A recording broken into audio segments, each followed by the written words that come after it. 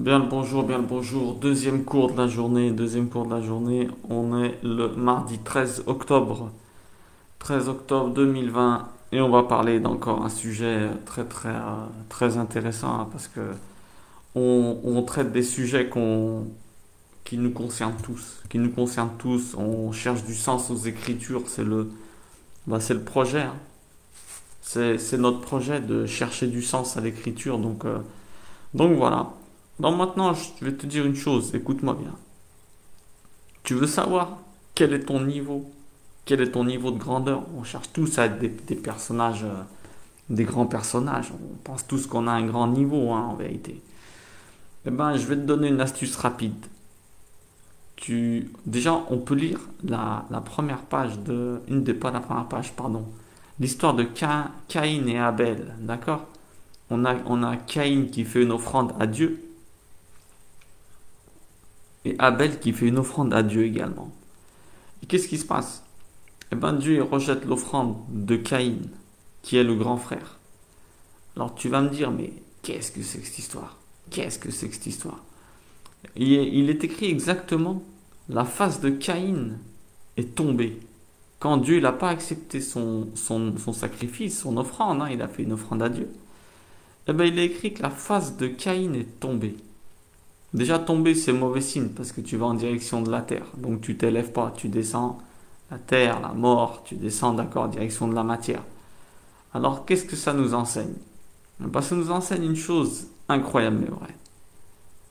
Pour être quelqu'un et pour connaître ton niveau, pour voir si t'es pas au niveau trop matériel et trop en bas, c'est comment tu vas réagir et comment tu vas encaisser les reproches. Attention. Est-ce que tu vas te mettre dans l'émotion? Tu vas nous faire une chute? Tu vas nous faire comme là un animal qui boude? Est-ce que tu vas rentrer dans l'émotion? Ou est-ce que tu vas profiter de ce reproche pour justement faire des changements en toi?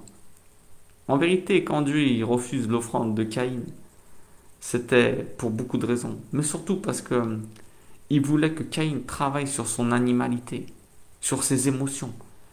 Il voulait lui passer un enseignement. Pourquoi? Parce qu'il savait que Caïn allait être le grand frère. Alors il devait être un exemple de self-control. Vous comprenez ce que je veux dire? Il devait se maîtriser, ce côté animal et émotif, pour laisser tomber l'émotion et passer très vite dans la raison. C'est sûr que c'est pas agréable quand on nous fait des reproches. Mais il faut toujours, on va peut-être sentir, et même la première réaction, c'est toujours l'émotion, on est d'accord. On est humain et c'est normal. Mais il faut tout de suite passer en mode raison. Le but, c'est la durée que tu vas mettre à switcher, à basculer en mode raison dans ta tête. Donc, qu'est-ce que ça veut dire? Dans les Proverbes 12, il est écrit que les sages, ils aiment les reproches. La Bible elle nous enseigne que vraiment, si tu es quelqu'un de sage, les reproches, tu dois les aimer. Pourquoi? Ben parce que le but de ta vie, c'est être quelqu'un de meilleur. Et les reproches, c'est censé te rendre meilleur. Comment? Pourquoi? Parce que si tu réagis comme un animal, c'est impossible que tu rentres dans les plans de Dieu. C'est impossible que même tu as des réussites. Un animal, ça finit toujours mal. Hein? Ça, c'est clair et net. Maintenant, si tu n'aimes pas les reproches, ça veut peut-être dire que tu te crois parfait. Comment dire? Peut-être que tu vas pas aimer les reproches. Mais une chose qui est très importante, c'est que il faut que tu les écoutes.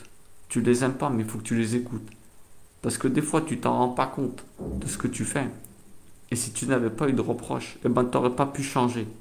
Et ça, c'est important. Il y a beaucoup de petites erreurs qu'on fait sans s'en rendre compte. On fait des choses qui agacent les gens. Ou alors, on ne fait pas des choses que les gens auraient aimées. Et sans ces reproches, eh ben, on ne pourrait pas devenir meilleur. Vous comprenez ce que je veux dire? En vérité, un reproche, c'est un cadeau que Dieu il t'envoie à travers la personne pour que tu deviennes meilleur. Maintenant, c'est vrai que si le reproche il n'est pas fondé, tu as le droit de répondre. Mais je te dis la vérité, c'est jamais un hasard que quelqu'un il vient à toi. Donc quand on te fait un reproche, analyse-toi et réfléchis bien. Maintenant, il faut te dire que la personne elle vient ou tester tes nerfs et toi tu dois rester impassible si t'as pas lieu de te faire reprocher quelque chose, ou tester ton humilité dans le cas où tu as envie de changer, où t'as pas envie de changer, et là il faut que tu reconnaisses tes erreurs et que tu changes, ou alors elle va essayer de te faire douter de toi. Par exemple, tu es en train de faire quelque chose, tu es sûr que c'est bien. La personne, elle va venir te faire des reproches. Et toi, tu dois justement apprendre à t'affirmer dans le cas où ce que tu fais, c'est quelque chose de, comment dire, de sain et de propre. On est d'accord. La personne, elle peut se tromper aussi sur un reproche. Mais quoi qu'il arrive, ça vient des reproches. Il est dit que les aimer, c'est la sagesse. Parce qu'il y a toujours un message pour toi. Ils te font grandir en te rectifiant dans le cas où tu avais fait quelque chose qu'il fallait rectifier. Ou ils t'affermissent dans tes voies. Tu comprends? Ils te font de toi quelqu'un de plus ferme dans tes voies. C'est des perles en vérité. C'est pour ça qu'il est dit que les sages, ils aiment les reproches. Et je ne me rappelle plus comment c'est dit. Dans les Proverbes 12, il y a écrit qui aime l'instruction aime la connaissance. Et qui est la répréhension est stupide. Vous vous rendez compte? Ça veut dire que l'instruction, elle passe par la répréhension des fois. Pas comme nous. Attention, de répréhension, je ne parle pas de répréhension violente. Hein. Donc, moi, je vous dis une chose. Quand vous faites des reproches, eh ben, il faut les aimer. Pourquoi? Parce que c'est le but de la vie, de devenir meilleur chaque jour. Et les reproches, eh ben, ils te rapprochent du ciel. Reproche, rapproche. Le mot, il ressemble. C'est pas pour rien. Reprendre, quand tu te fais reprendre, c'est qu'on te prend de nouveau. On te prend de nouveau dans les bras. Dieu, il est en train de te reprendre parce qu'il veut te prendre. Et il y a peut-être des défauts en toi qui font en sorte qu'ils te tiennent loin de lui. Alors il a besoin de t'envoyer quelqu'un ou de permettre que quelqu'un te fasse des reproches pour que tu te rapproches. Quand tu te fais reprendre, ben lui après il pourra te reprendre. C'est, c'est énorme des fois quand on analyse les mots. Donc quand quelqu'un vous fait des reproches, au lieu de tomber dans l'animalité, de vous en prendre à lui, ben dites-vous que lui c'est qu'un canal que Dieu utilise pour venir vous signaler quelque chose ou vous fortifier. On est d'accord? Donc, ne prenez pas, surtout pas mal les reproches. C'est très important. Sinon, ça montre que vous êtes à un niveau trop bas. Vous faites comme Caïn. Vous tombez face contre terre. Vous tombez dans l'animalité. Et nous, ce qu'on nous demande, c'est justement le contrôle de soi. Le contrôle de notre corps. Le contrôle de tes émotions. On est doté d'une raison et c'est pas pour rien. On n'est pas des animaux. D'accord? Donc, aime les reproches. Quand on te fait un reproche, analyse-le avant de le rejeter et de te bloquer. D'accord? Très très très important de réagir comme ça. Que Dieu nous aide à ne jamais nous énerver quand on nous fait des reproches.